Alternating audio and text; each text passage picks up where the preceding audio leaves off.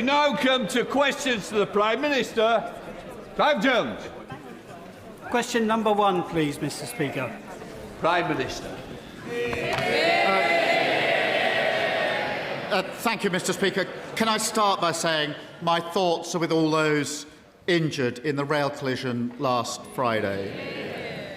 I was deeply saddened to learn of the death of the driver of the Corby to St Pancras train. His family have requested privacy, and we should all respect that.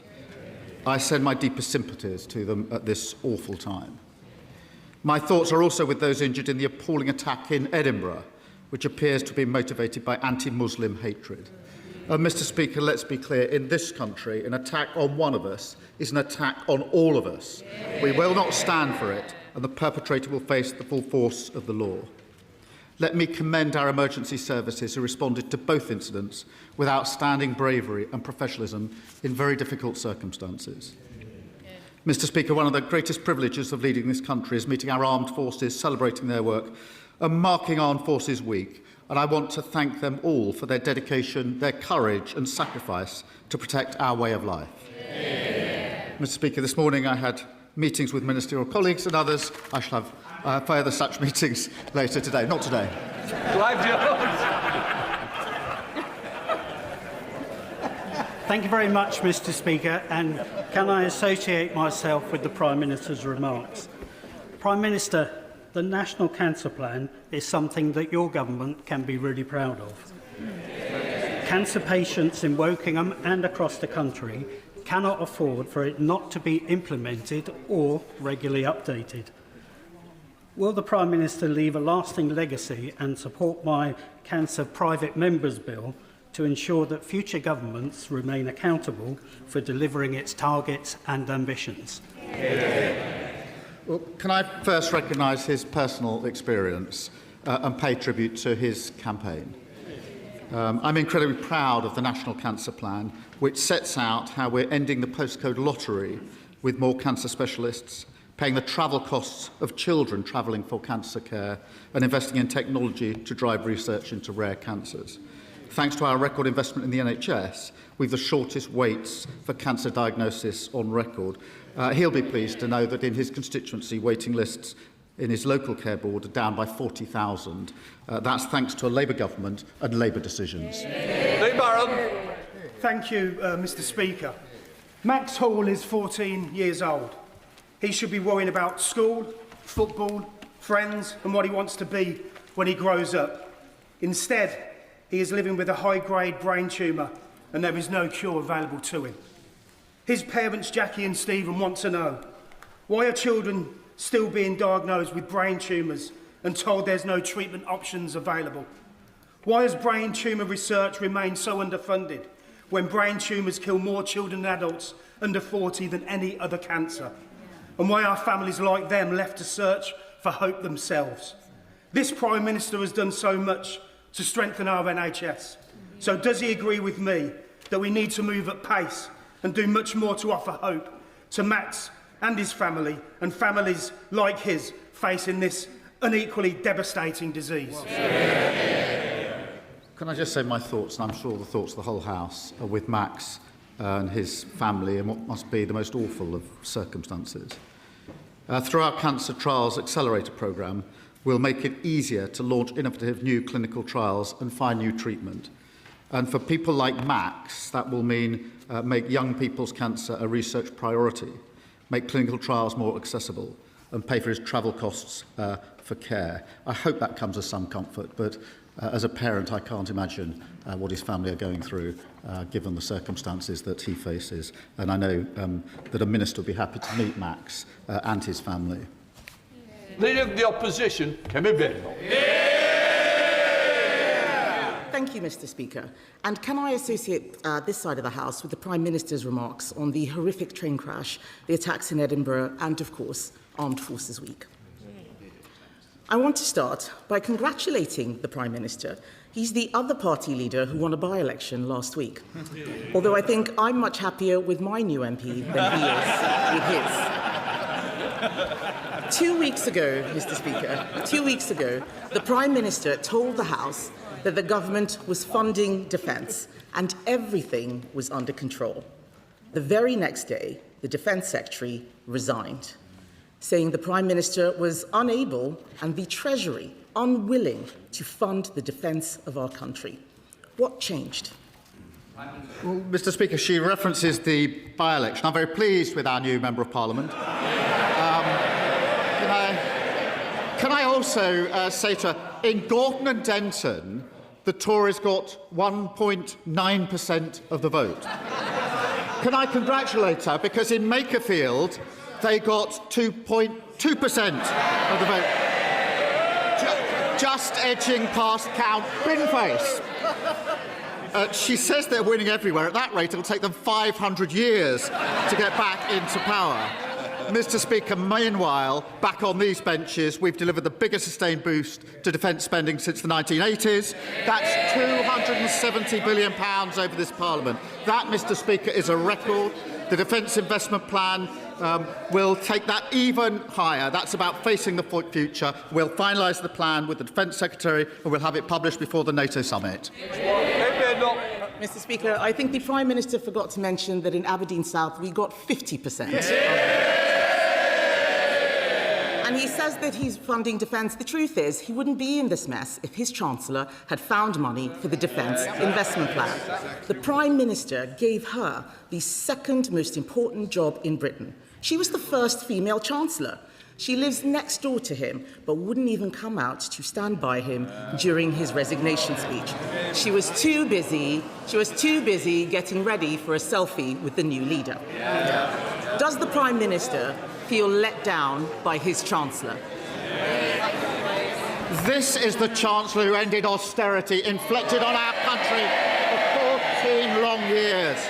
This is the Chancellor who got the economy growing, Mr. Speaker. She doesn't normally want to talk about the economy. That's because in the first quarter of this year, the UK had the fastest growing economy in the G7. Our growth was upgraded by the IMF and the OECD.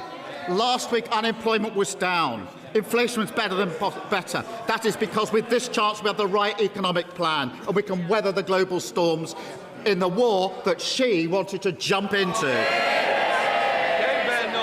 Mr. Speaker, they're cheering so loudly. If it's all going so fine, why is he resigning? The fact is, she did let him down. She's the one who snatched the winter fuel payments. She's the one who announced a disastrous budget that killed economic growth. And because of her, once again, a Labour Prime Minister is leaving office with unemployment higher than when he came in. But the Chancellor isn't the only person who let him down. The Energy Secretary is putting up bills and killing jobs. He's not here, is he? He was a failed Labour leader, rejected by the electorate, brought back from the wilderness by this man, and when the going got tough, he jumped into bed with the Mayor of Manchester. It's not the first time he's betrayed someone close to him, is it? But does the Prime Minister think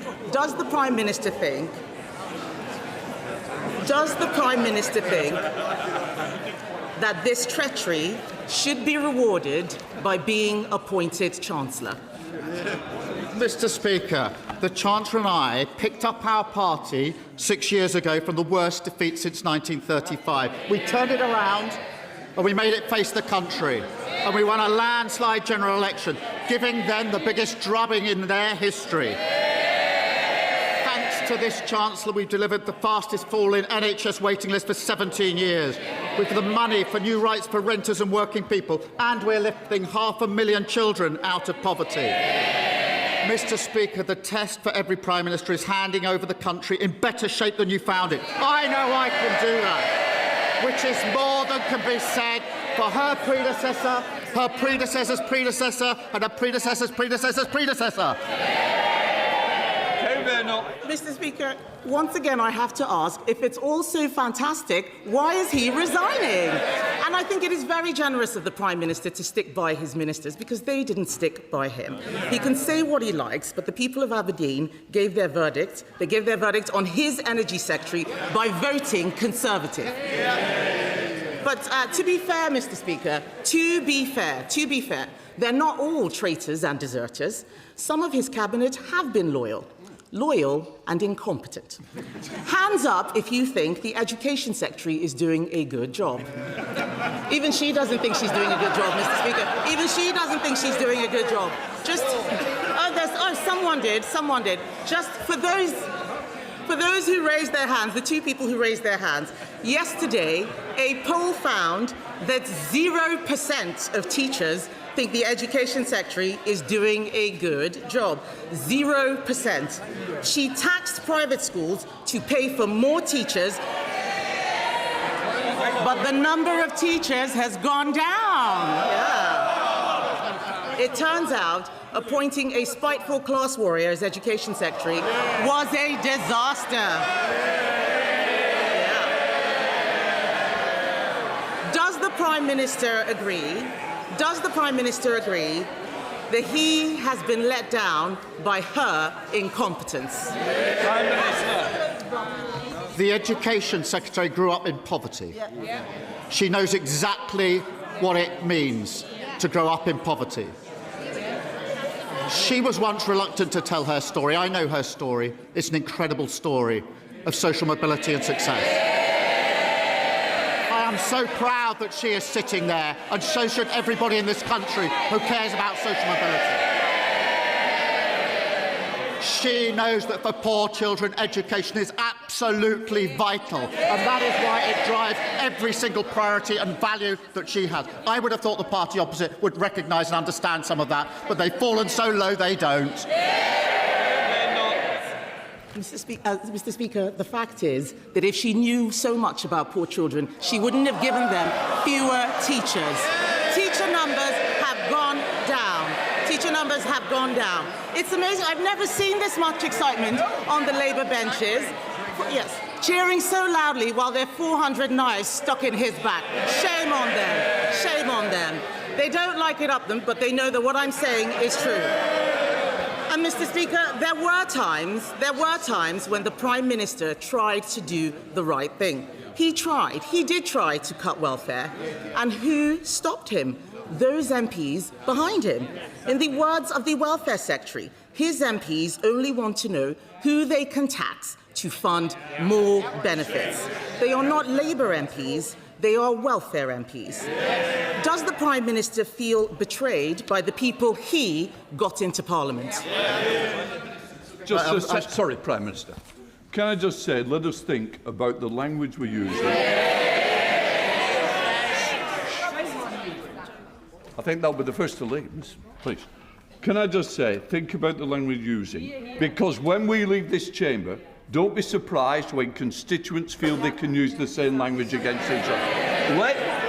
Let us show a little bit more decorum and respect to each other. Prime Minister.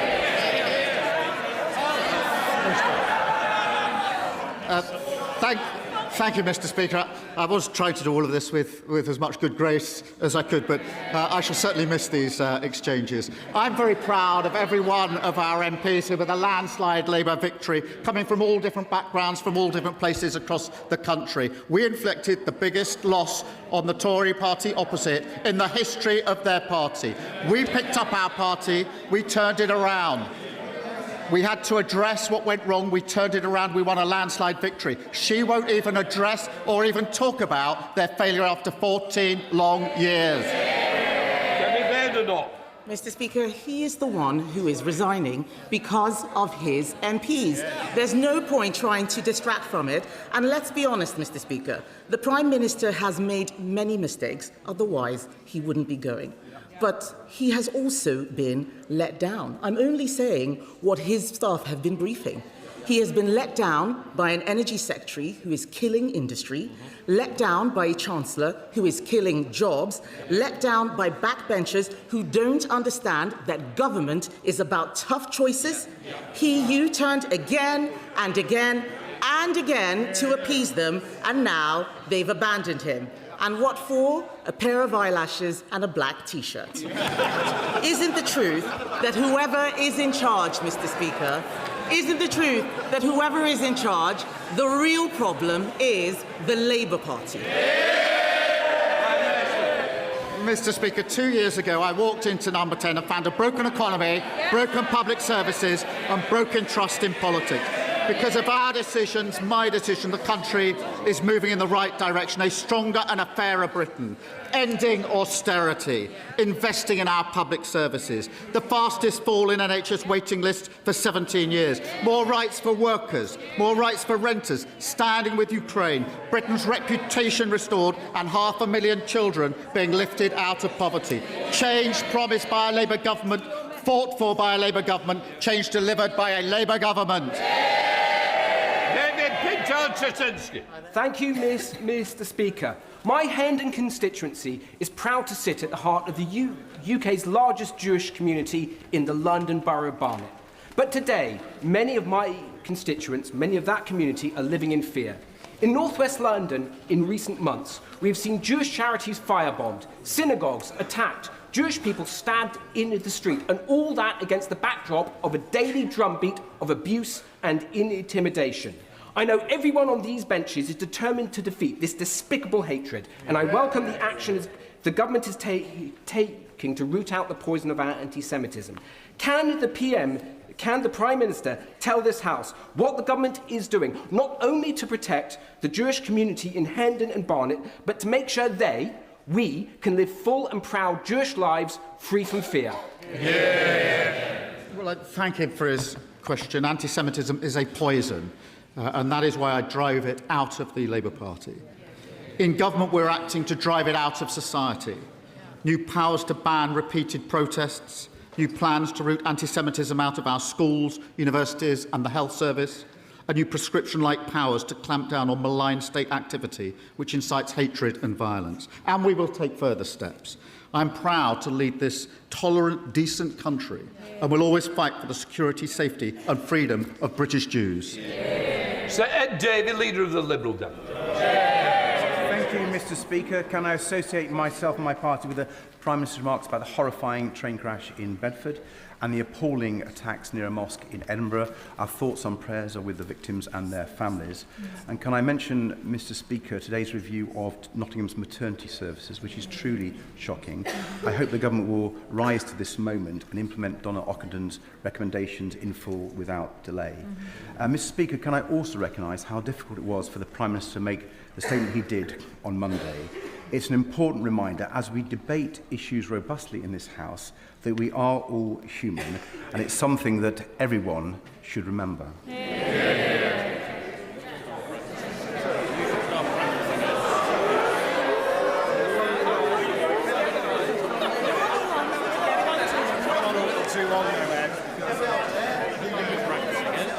Mr. Speaker, as we all know how hard it is when relationships break down with close friends and allies, when even our next-door neighbour barely speaks to us some of the time, has the Prime Minister's experiences opened his eyes to the need to rebuild Britain's relationship with our European friends and allies?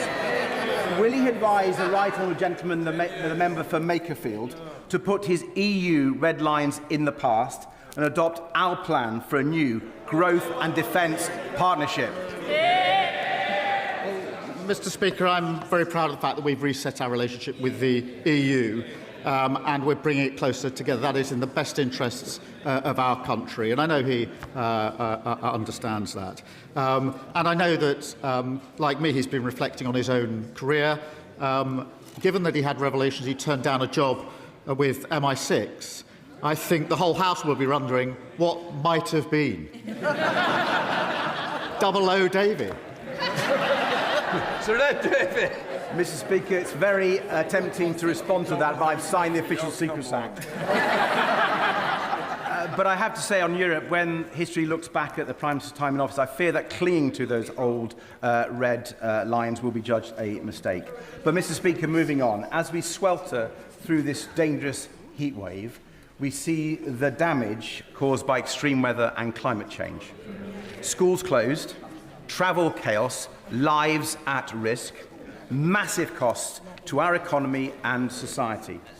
And with our Met Office already warning that future summers will regularly break 40 degrees at even greater human and financial cost, is he alarmed that some parties in this House still follow Donald Trump with policies to send temperatures soaring even higher?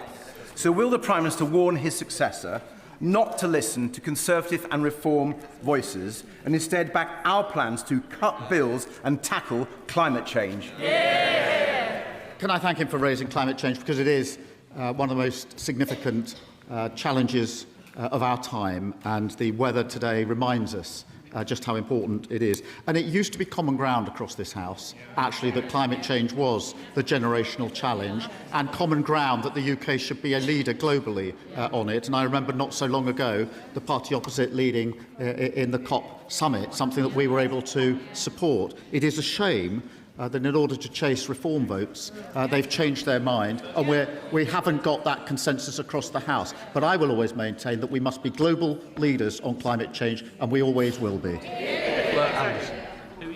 Thank you, Mr. Speaker. This morning, a mature street tree fell on my house. No one was hurt, but it is another reminder of the results of this extreme heat that we're facing. Today is the hottest June day ever on record. Extreme heat and flooding are becoming more normal, and the government need to stay ahead of this. In our homes, in our workplaces and in our farming. As Chair of the Environment APPG, I'm conducting an inquiry into government preparedness. Can the Prime Minister tell the country what actions he is taking to step up our resilience? Well, thank you for a question, and it's clear that severe heat waves are evidence that climate change is impacting our country. And we've been working, Mr. Speaker, to coordinate the response, and I urge people to follow the guidance from the Health Security Agency.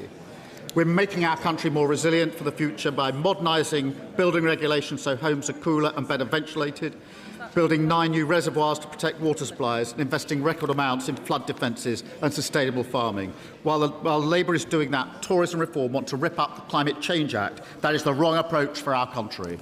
There's Savile Roberts. Yeah. Diolch yn fawr iawn, Lefarydd. The end of the Prime Minister's premiership comes close on the heels of the end of Labour's 100-year dominance in Wales. People simply didn't feel that his party stood up for them, and it's irrefutable that this too is part of the Prime Minister's legacy. There is a tradition, I believe, of leaving notes on desks for successors.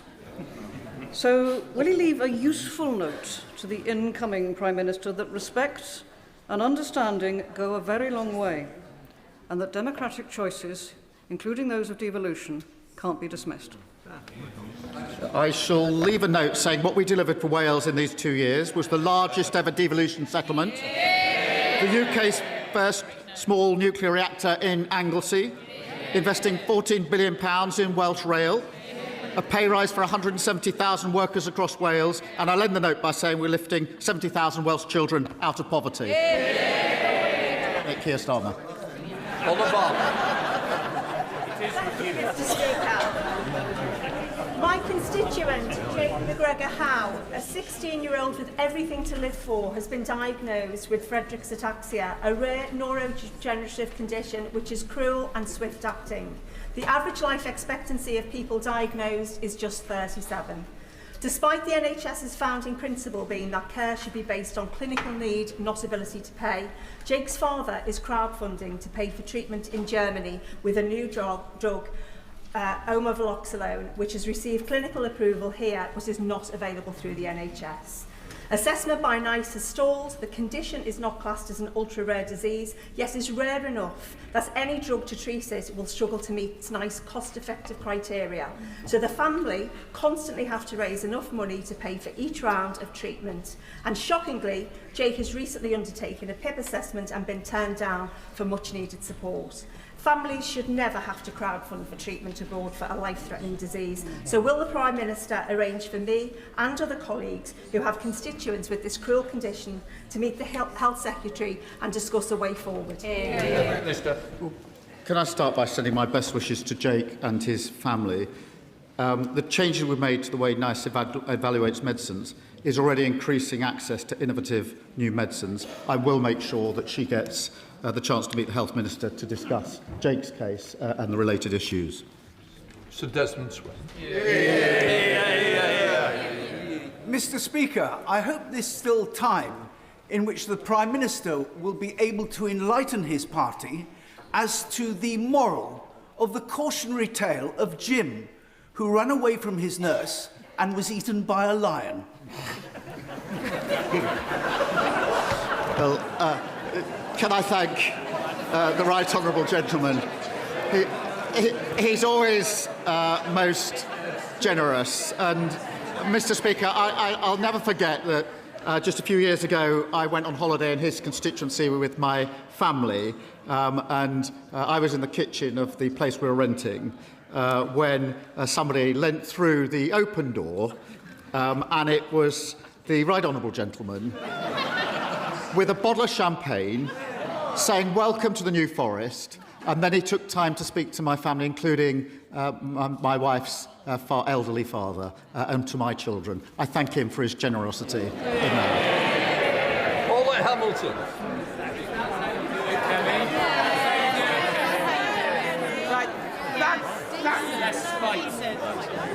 Thank you, Mr. Speaker. I would like to thank the Prime Minister for his leadership. One of the concerns that I hear most often from my constituents across Erdington, Kingstanding, Castle Vale and South Oscott is about the rapid growth of exempt accommodation. Properties refused HMO licences in my constituency and across Birmingham are opening anyway as exempt accommodation with very little scrutiny, which undermines local community and decision makers. Will the Prime Minister, I've forgotten what I was going to say. Will the Prime Minister confirm when will this new legislation be brought forward and will it fill the loopholes? Also, will this legislation and its regulations be applied retrospectively so that communities like mine are protected? Can I thank her for her question? And everyone deserves a safe place to call home. The Housing Secretary has the power to introduce locally led licensing and will consult on these regulations in the summer. Under our proposals, national standards for supported housing will be enforced by local authorities. I'm proud of the action that we've taken to back renters, abolishing Section 21 evictions, expanding the Decent Home Standard and AWAB's law to cover the private rental market. Jack Rankin. Mr. Speaker, the first duty of His Majesty's government, indeed the Prime Minister's first duty, is the defence of the realm. The Prime Minister is not responsible for the worsening geopolitical situation, but he is responsible for this country's reaction to it. It is imperative that we can outline to our allies at the Ankara NATO summit early next month how we will meet that situation. There were reports yesterday that he is being pushed to delay again the Defence Investment Plan by the new member for Makerfield's Outriders. Will he confirm to this House that he will push ahead with its publication, confirm that it is fully funded to the level the Chief of Defence Staff said is required, and not to the level his former Defence Secretary resigned over, and in doing so, fulfil his first duty to defend the realm? That's the first duty the last government spectacularly failed at, because they hollowed out our armed forces. We've already delivered the biggest sustained boost in defence spending since the 80s. That's £270 billion over this Parliament. We will increase that with the Defence Investment Plan, which will be published before the NATO summit. Rachel Hopkins. Thank you, Mr. Speaker. Following last Friday's train collision south of Bedford, the emergency response from Bedfordshire Police, British Transport Police, Bedfordshire Fire and Rescue Service, the East of England Ambulance Service, Magbas Air Ambulance and other counties' air ambulances, our local NHS hospitals and, of course, railway staff. Their response was swift, professional, compassionate in supporting those who were impacted, especially in such distressing circumstances. This was public service at its best. Will the Prime Minister join with me in thanking all of those involved for their outstanding work in the aftermath of this tragic incident? Can I thank her and the thoughts of the whole House with the family of the driver who lost his life and those that were injured, some of them extremely seriously. Mr. Speaker, on Saturday I spoke to the CEO of the East of England Ambulance Service to thank his team for their professionalism in responding. And we talked through the nature and the scale of the challenge that they faced in relation to that crash. They were outstanding in the most difficult of circumstances.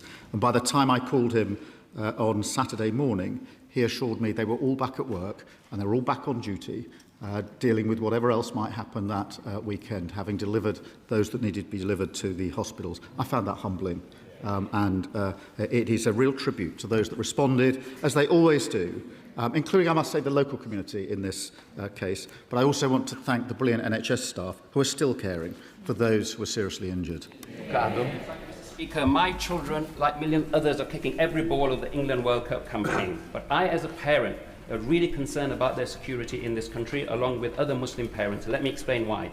When a Sikh lady got raped in Warsaw, the perpetrator repeatedly called her an effing Muslim bitch. Whilst there was no condemnation from the Minister from the dispatch box, no outcry from members in this chamber who openly call out these matters when the perpetrators are of a different colour. When we had the Unite the Kingdom march calling openly for the expulsion of Muslims in this country, there was no ministerial statement condemning such statements. When this weekend we had 5 members of the Muslim community stabbed on the streets of Edinburgh, there was no ministerial statement of condemnation, no Cobra meeting and no solidarity. Can I ask the Prime Minister, what does this silence say to my children as they wait with abated breath for Harry Kane to bring it home? I want his children to feel safe in this country, and I will do everything to make sure that they are. We will all fight anti-Muslim hatred with everything that we've got. An attack on one is attack on all of us. That is what I said at the top of PMQs, and I hope he heard it.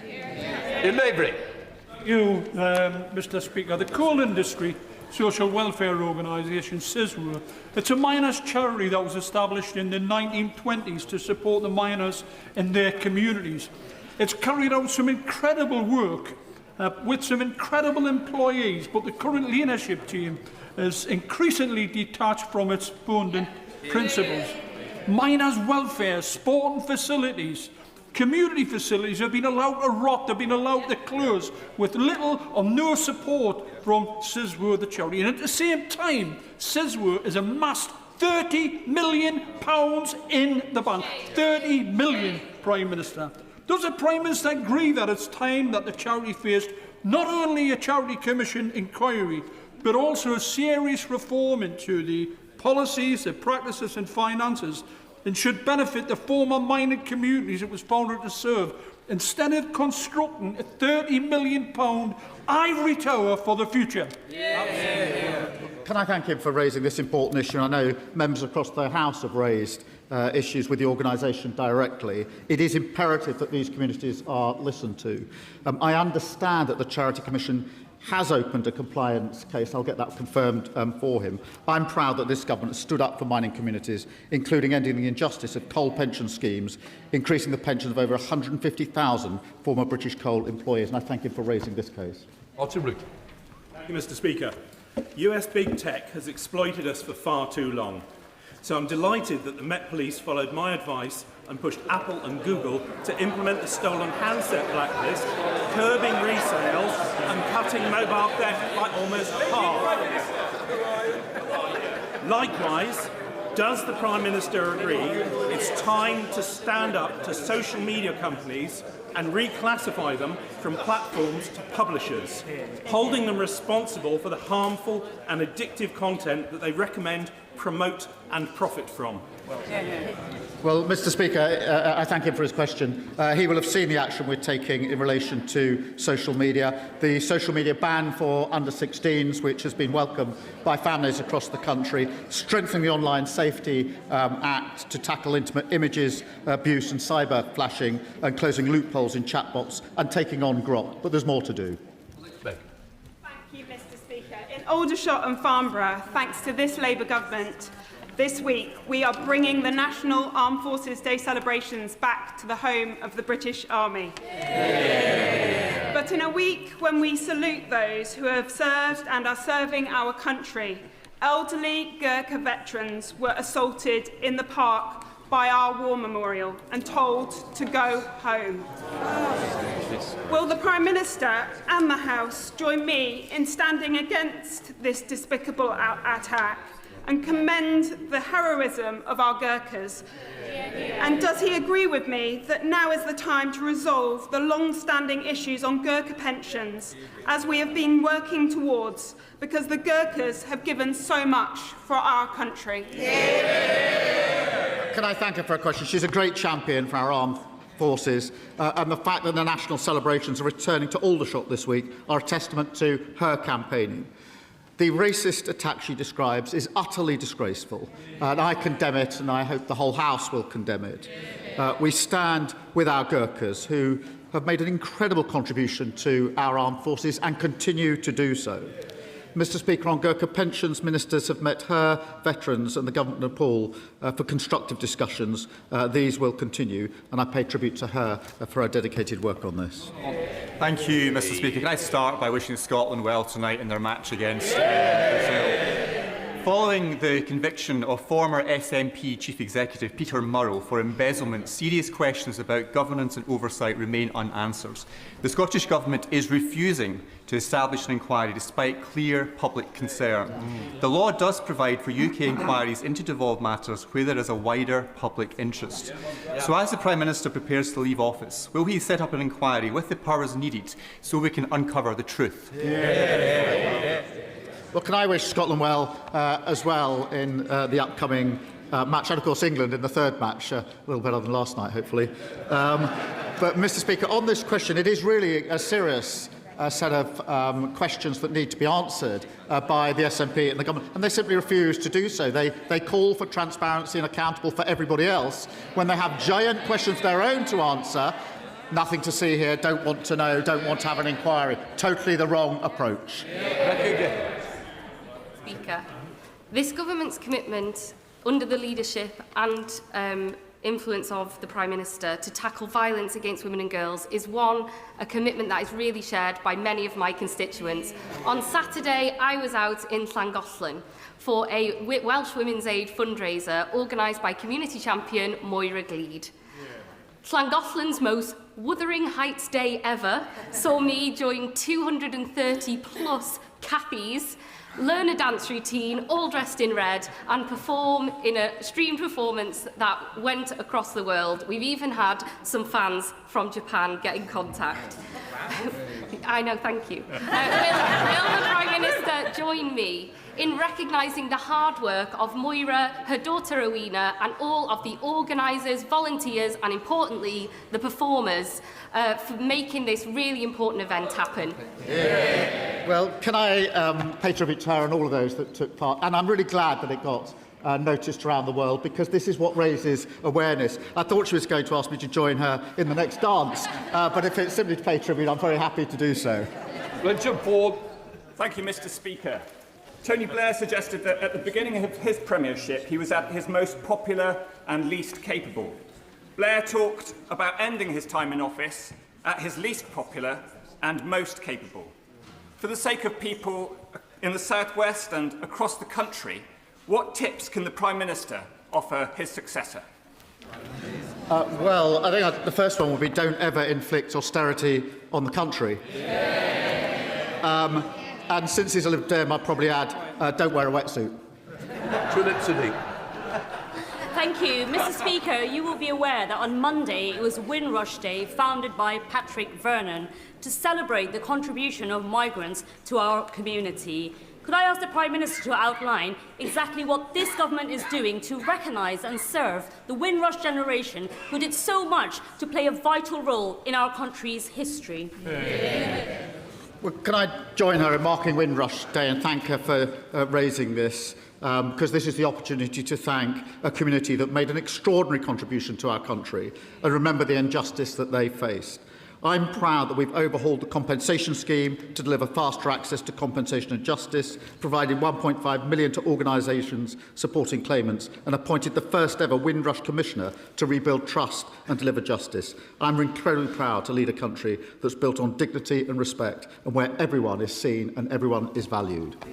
Wendy Moore. Thank you, Mr Speaker. From slashing winter fuel payments to surrendering the Chagos Islands, this Prime Minister has got every major decision wrong. It's no wonder even his own MPs are now looking elsewhere for the answers. So as this may be, one of his final appearances at the dispatch box? Will he make one final U-turn? Will he scrap Labour's disastrous grey belt policy and help protect the precious green belt spaces and green areas across Aldridge Brownhills? And if not, his legacy will be one that he was the Prime Minister who destroyed so many of our local communities. I do like the Right Honourable Lady, and when she talks about destroying and legacies, I remember she was the Chief Whip, I think, to Liz Truss. I'm very proud that we are building the houses that we need so that everyone has a base camp for their opportunity and their aspiration, something the last government failed on and we're succeeding on. Final question, Alistair Strather. Mr. Speaker, Gareth Southgate's documentary last month spotlighted some of the heartbreaking ways we're failing too many young men growing up in Britain today. But it was heartening to see the inspiring work Hitchin youth worker Dan Gaze was able to carry out with young men in my community who found themselves in hard times. Both Dan and the boys at Hitchin Lad Boys School who were interviewed as part of the documentary I thought were an absolute credit to my town. But how can we make sure we're encouraging more men into teaching and youth work roles so that every young man growing up in Britain today can benefit from these positive role models across their community? Can I join him in paying tribute to the inspiring community members like Dan, who truly represent the best of Britain? Having an inspiring role model is vital for young men, and that's why we're investing £500 million in our National Youth Strategy, which includes launching 50 new young future hubs, creating more mentoring and youth worker opportunities. Let the front benches change over.